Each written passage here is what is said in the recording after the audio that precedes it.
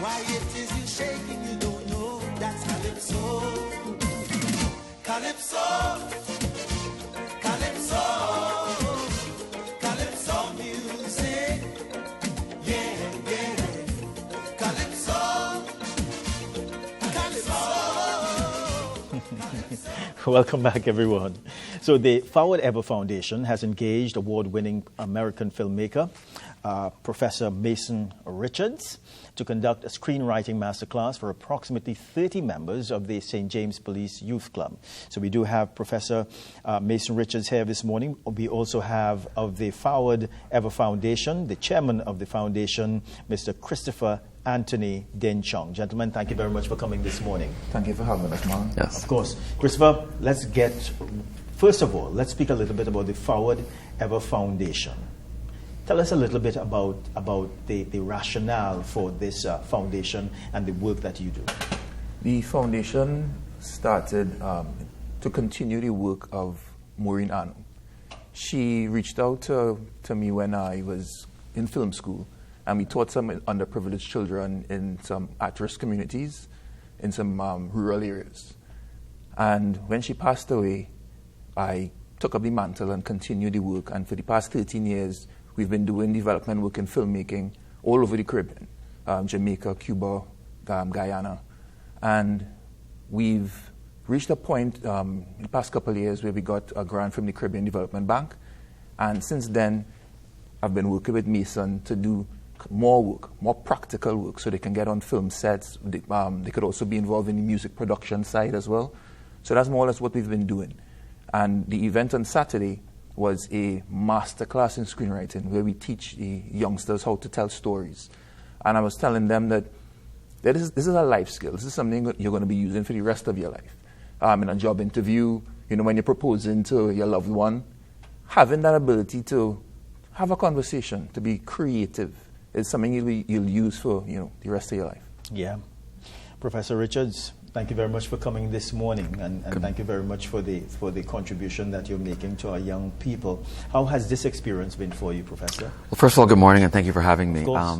It was incredible. So we did this master class on Saturday, and it was really incredible just to see the amount of energy and talent and stories that young people of Trinidad have.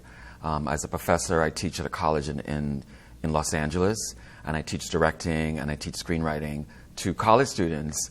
And I can tell you that what I saw on Saturday is like the stories that come out of these young people are incredible. So our mission is to create new opportunities for these young people to make films. And not just make films and tell stories, but also it's a moment about character development, right? So they're learning how to collaborate.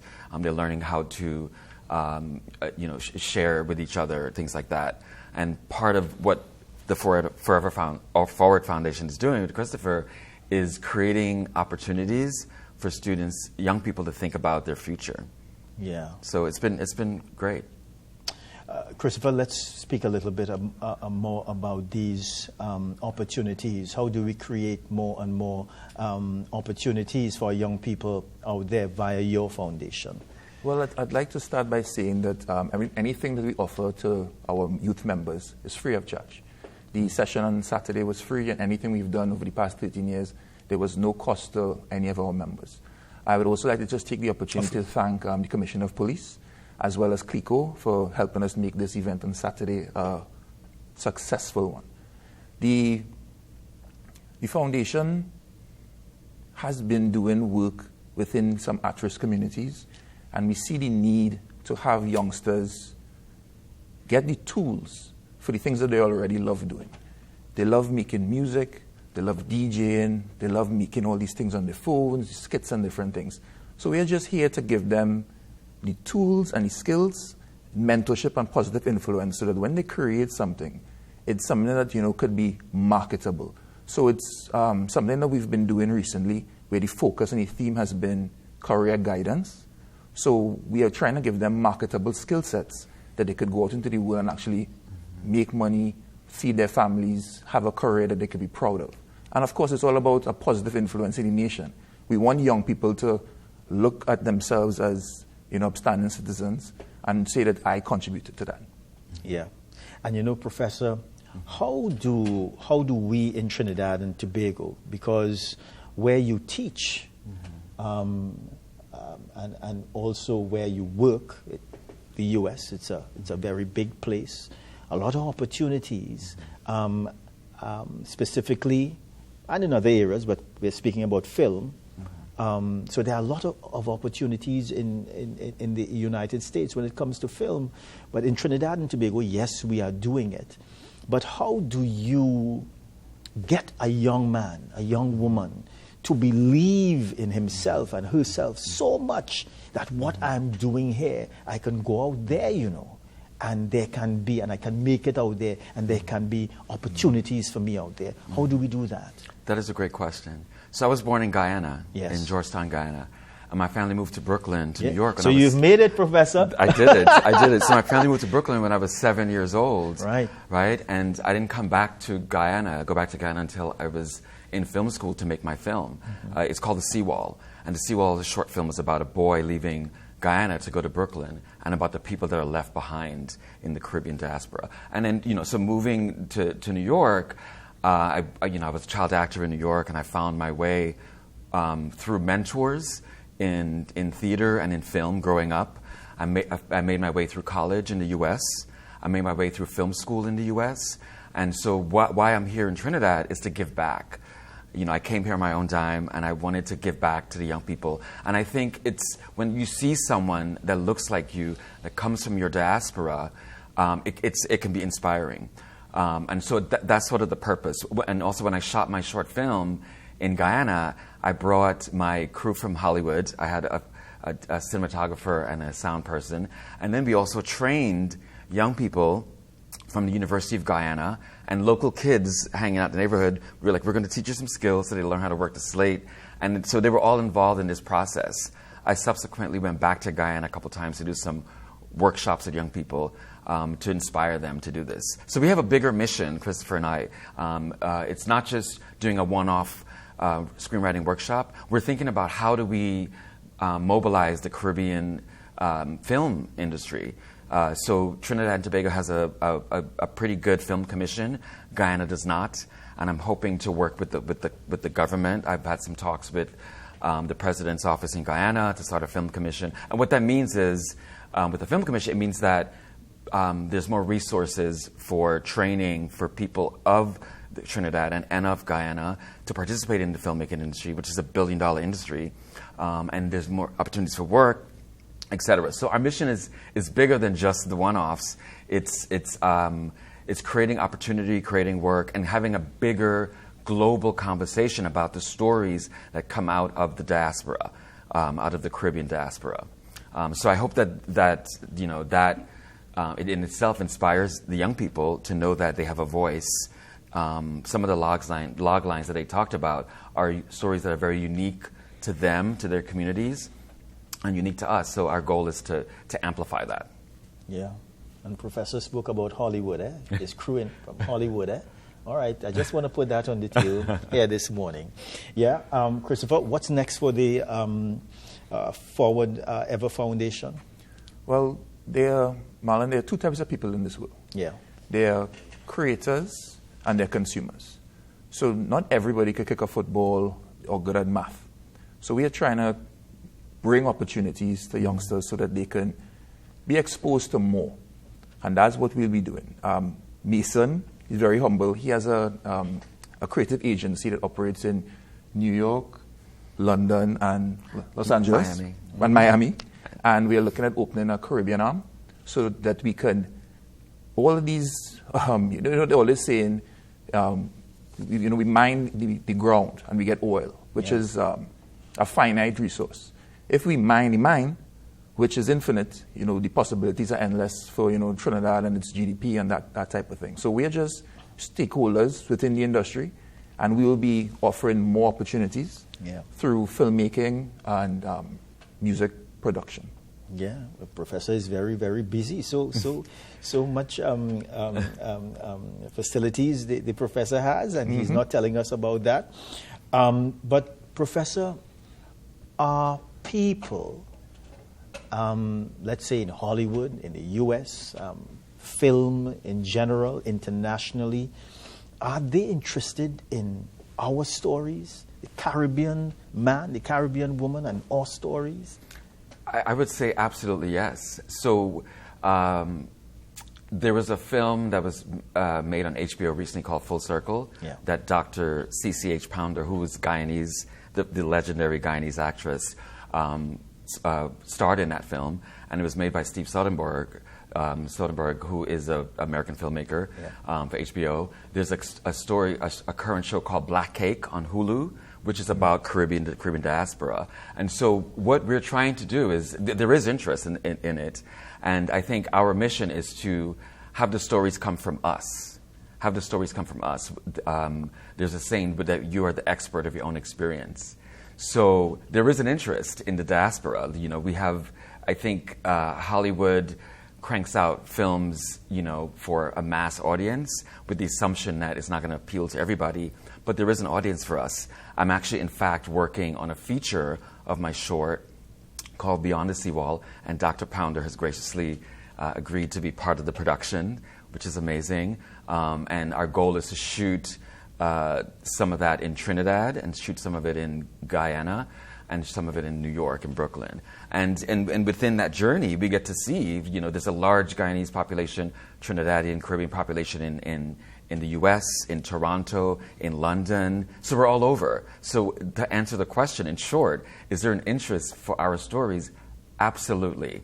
And I think more importantly, it's imperative that we are the ones telling our stories. We are the ones that are curating the conversations. The theme of the film, of my film, is about the diaspora and masculinity and what happens to young boys and young people when a father leaves the home. Yeah. And that's something, unfortunately, a lot of us can connect with over the diaspora, but also as human beings. So our stories, whether it's about masculinity, fatherhood, or whatever, they're still universal stories, right? And what's different is just the landscape is different. We know the Caribbean is absolutely, in my opinion, beautiful, and I think it's time that the rest of the world sees it. Yeah, and takes notice. And takes notice. I think that, Professor and Christopher, I think that the international community, or should I say, we are pushed into the spotlight in spurts. Yeah? Yes. So something may happen this year, and we are shot into the spotlight, and then there is this delay, and then a few years later. So, gentlemen, my point is that something more has to be done to create a level of consistency and a level of presence.